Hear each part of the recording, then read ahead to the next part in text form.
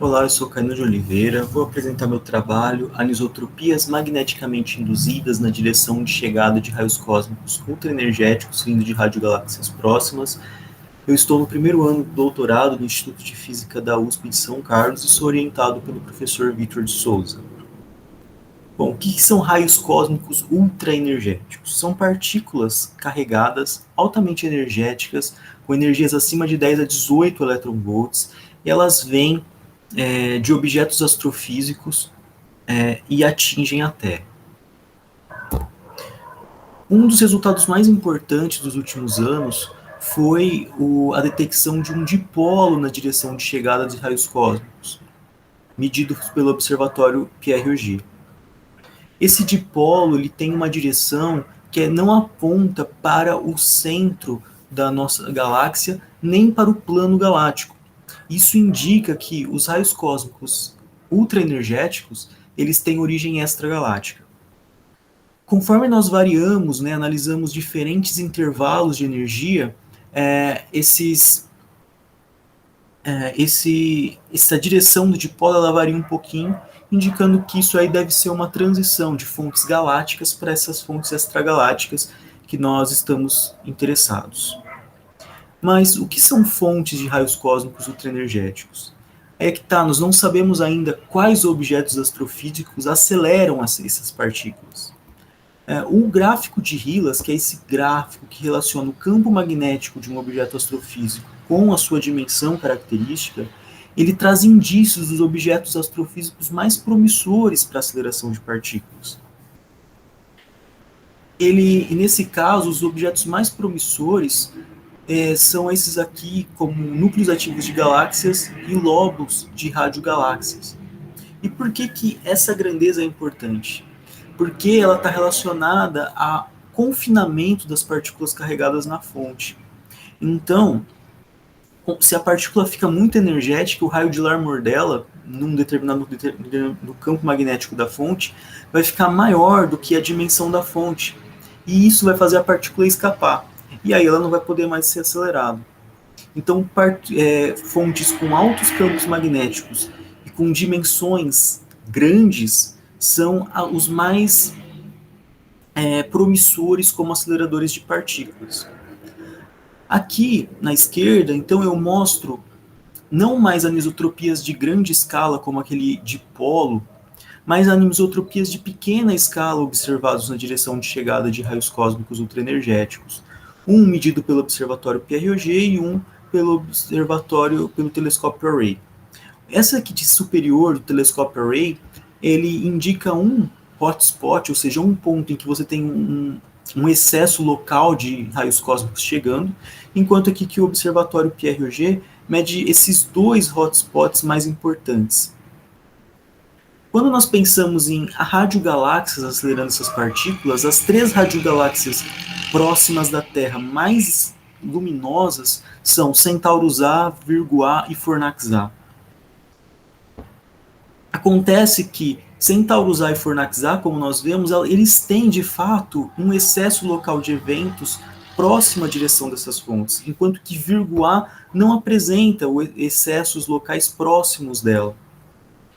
E isso tem trazido um grande questionamento para a comunidade científica de o que tem causado esse déficit de eventos na direção de Virgo A.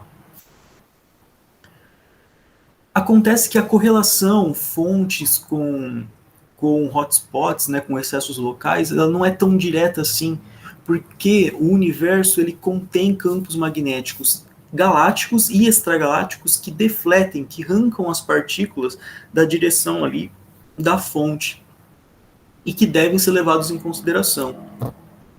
Nesse trabalho aqui, então eu vou fazer simulações computacionais de propagação de Centaurus A, de partículas vindas de Centaurus A, de Virgo A e de Fornax A, mas eu vou utilizar modelos atualizados de campos magnéticos galácticos e extragalácticos.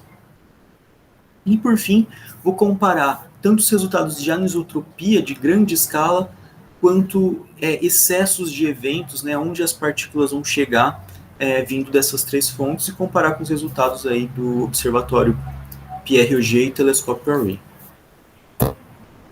Então, qual que é o, a grande questão aqui, né? A propagação das partículas. Então, os raios cósmicos são emitidos da fonte, eles são defletidos por ação de campos magnéticos extragalácticos durante a propagação no ambiente extragaláctico. Durante esse momento também, essas partículas vão colidir com aqueles fótons de fundos, tipo fótons de micro-ondas e de infravermelho que existem, que permeiam todo o universo, e vão perder energia, vão produzir pions, vão produzir pares de elétron, pósitron, vão fotodesintegrar, e também vão sentir outros mecanismos de perda de energia, como, por exemplo, a expansão do universo. Então, essas partículas primárias que saem da fonte, elas vão gerar secundários, né, frutos dessa fotodesintegração durante a propagação, e tudo isso tem que ser contabilizado se isso atingir a Terra ou não. Devido a todos esses efeitos, não é possível fazer uma solução analítica para esse problema. Então eu vou usar o CR-Propa 3, que é um ambiente de simulação para propagação de partículas altamente energéticas, né, para propagação de raios cósmicos, que usa técnicas de Monte Carlo.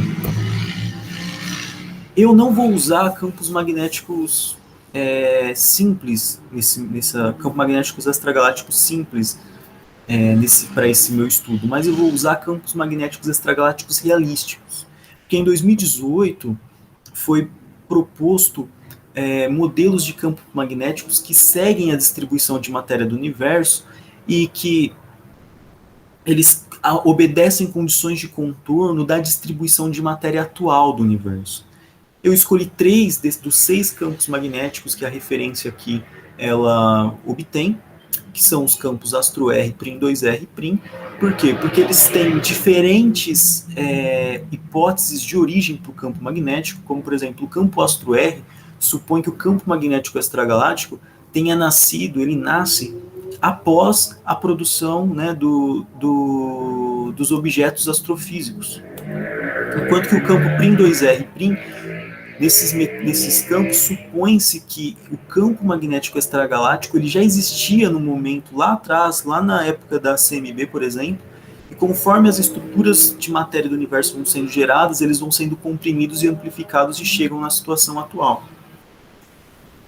E, além disso, esses 3 campos têm diferentes intensidades. O AstroR é muito menos intenso, tem um fator de preenchimento no universo, né, o quanto de campo magnético, assim, a intensidade do campo magnético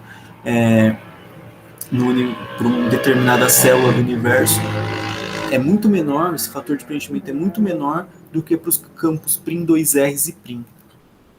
O Prim, no caso, é o campo mais intenso que eu vou estar supondo. Então aqui eu mostro, né, fotos dessas 3 fontes. Essas 3 fontes eu vou supor que elas injetam núcleos de hidrogênio, de hélio, nitrogênio, silício e ferro. Nas minhas simulações eu fiz gráficos considerando apenas 1 a 1, né, um núcleo a núcleo, e também fiz cálculos considerando todos os núcleos juntos.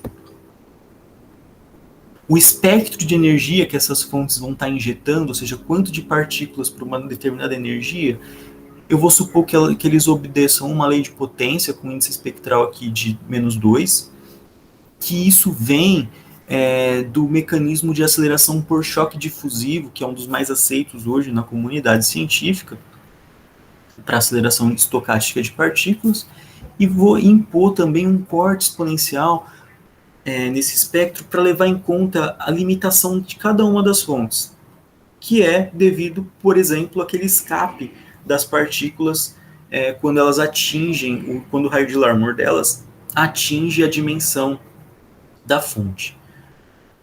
Essa energia máxima que a fonte é capaz de acelerar, que é Z vezes SR máximo, que é a rigidez máxima, Z é a carga da partícula, né, em unidades da carga eletrônica, ela é determinada, eu determinei elas, através de características intrínsecas para cada uma dessas fontes.